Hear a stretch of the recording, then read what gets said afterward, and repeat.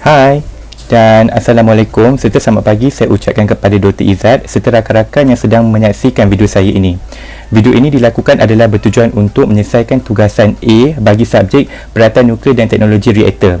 So pada hari ini saya telah memilih teorem reaktor untuk menyelesaikan tugasan A saya. Jom rakan-rakan sama-sama kita saksikan video presentation saya pada hari ini.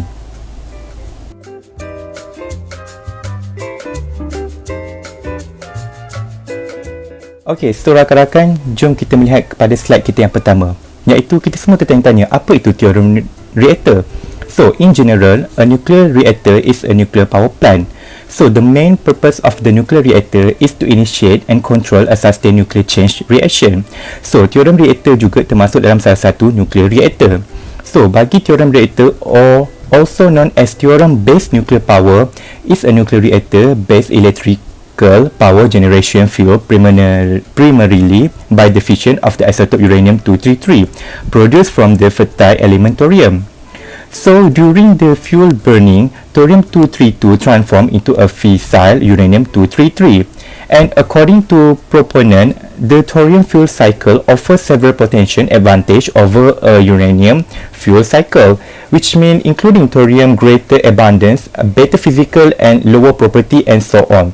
So kalau kawan-kawan tengok dalam gambar yang disediakan dalam slide itu, gambar tersebut merupakan salah satu nuclear power plant yang menggunakan teorem reaktor sebagai sumbernya. So itu adalah contoh gambar-gambar yang dapat disaksikan. Okey, setelah kita mengetahui gambar-gambar tersebut, kita mesti terfikirkan macam mana ia berfungsi ataupun macam mana works dilakukan terhadap teorem ini. So jom kita ke slide seterusnya.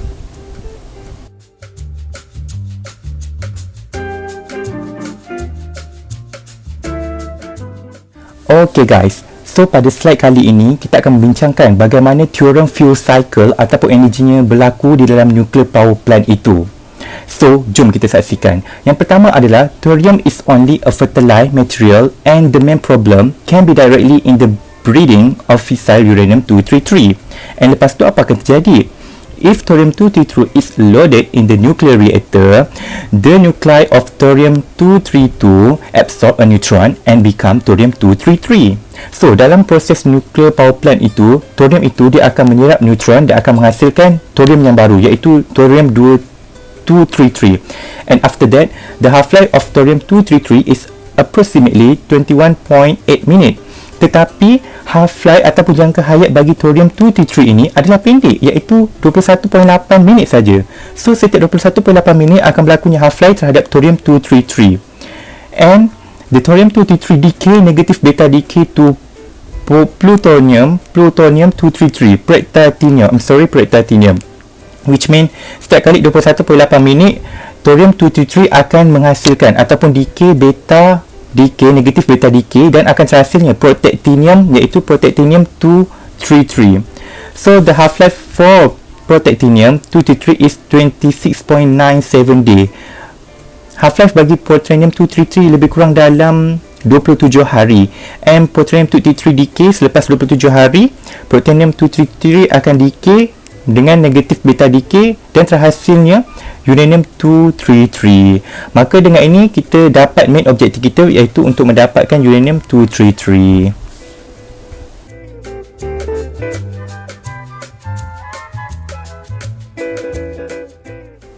Okay guys, so slide ini kita akan membincangkan tentang type of thorium reactor. So, nuclear reactor are divided into two categories. Setiap nuclear reactor terbagi kepada dua kategori, iaitu thermal reactor dan juga fast neutron reactor.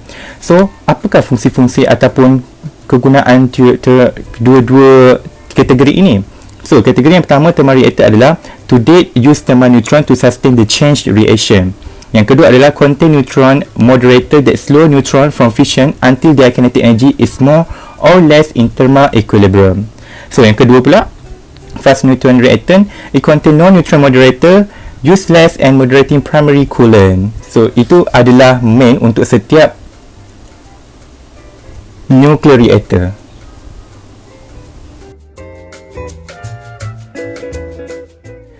So mengikut World Nuclear Association, terdapat 7 jenis reaktor yang menggunakan design thorium yang menggunakan design thorium.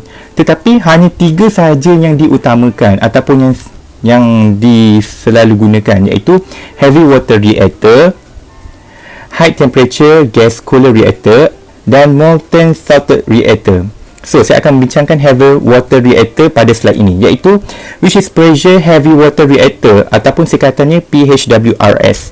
It's generally used natural uranium 0.7% of uranium-235 or slightly enrichment uranium oxide as fuel. So, hence needs a more efficient moderator heavy water, which is D2O, kalau water H2O in this case. So, due to the favorable neutron management, very low parasitic capture caused by online refueling and consequence reduced requirement for control poison to compensate excess reactivity. So, an application of thorium is possible, and this reactor attain a relatively high conversion factor. So, jom kita tengok reaktor yang kedua pula. So, slide ini kita akan membincangkan 2 reaktor yang lain, iaitu high temperature gas cooler reactor dan juga molten salted reactor. So, bagi high temperature gas cooler reactor, these reactor are well suited for thorium based fuel in the form of robust TRISO cold particle of thorium mixed with plutonium or enriched uranium. So, yang kedua pula, molten salt reactor. A molten salt reactor MSR is class of generation 5 nuclear fission reactor in which the primary nuclear reactor coolant or even the fuel itself is a molten salt mixture. So, reactor containing molten thorium salt are called liquid fluoride reactor. Ada juga yang berpendapat, serta saya telah membaca dalam beberapa rujukan, dia mengatakan bahawa molten salt reactor ini merupakan salah satu safety yang paling selamat digunakan dalam ketujuh jenis reaktor ini. So, dia adalah super ataupun yang paling selamat digunakan dari reaktor-reaktor thorium yang lain.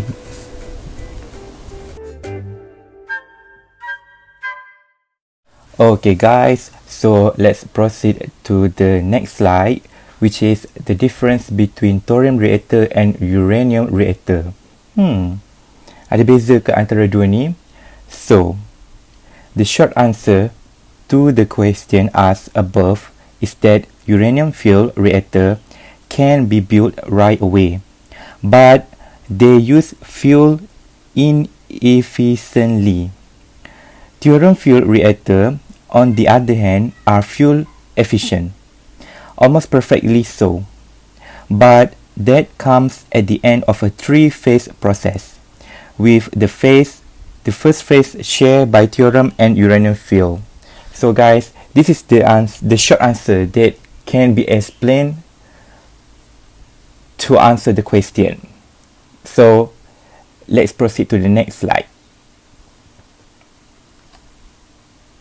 So guys, the small conclusion of difference between uranium and thorium reactor is uranium fuel reactor are the first step in any attempt to use nuclear energy, because only uranium has an isotope than fission.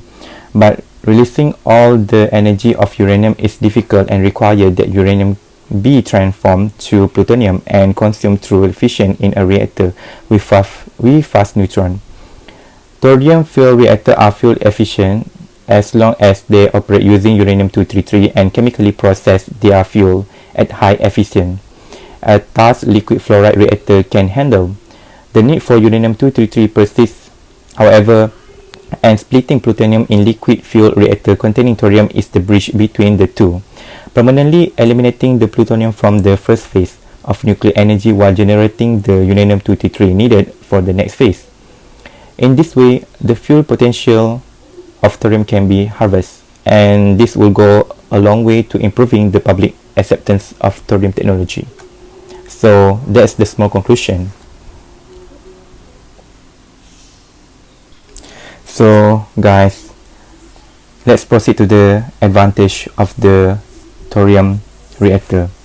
So I found that they have possible 3 advantage of thorium reactor, which is the first one is abundance of natural thorium, the second one is proliferation resistant, and the third one is lower production of transuranic elements.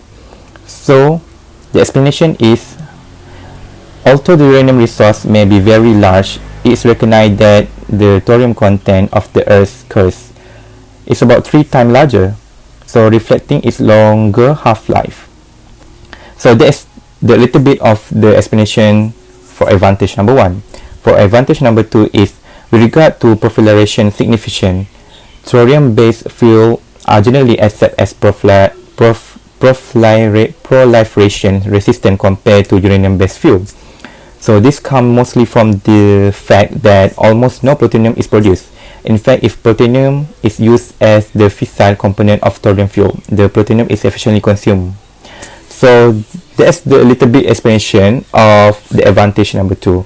While the explanation number 3 is the transuranic element plutonium and the other minor actinides are the major health concern of long term. So in the order of roughly 10 to 10 years nuclear waste. So uranium based fuel, only a single neutron capture in uranium-238 is sufficient to produce this transuranic element. So guys, that's the advantage of. So let's proceed to the last slide, which is the disadvantage. So what is disadvantage of thorium reactor? So I also found 3 possible disadvantage of thorium reactor, which is, the first one is half-life of plutonium-233. So we know that thorium-232 is only a fertile material, and the main problem can be directly in the breeding of fissile uranium-233. If the thorium-232 is loaded in the nuclear reactor, the nuclei of 232 absorb a neutron and become nuclei of thorium-233. So therefore, proposed reactor design must attempt to physically isolate the protactinium from further neutron capture before beta decay can occur. So plutonium-233 is a significant neutron absorber, and although it eventually breed into fissile uranium-235, this requires 2 more neutron absorption, which degrades neutron economy and increase the likelihood of transuranic production. So the second disadvantage is radiation protection. These gamma rays are very hard to shift, require more expensive spent fuel handling and or reprocessing for uranium and the thorium and so on. So the last one is delay neutron. Another important aspect for reactor safety is the delay neutron fraction. Despite the fact the number of delay neutron per fission neutron is quite small, it's about only 1% and thus does not contribute significantly to the power generation. They play a crucial role in the reactor control and are essentially from the point of view of reactor kinetic and reactor safety. So in a result, a reactor in which uranium-233 is the predominant isotope respond more rapidly and puts increased demands on the design of control system. So that's all the disadvantage of I found. So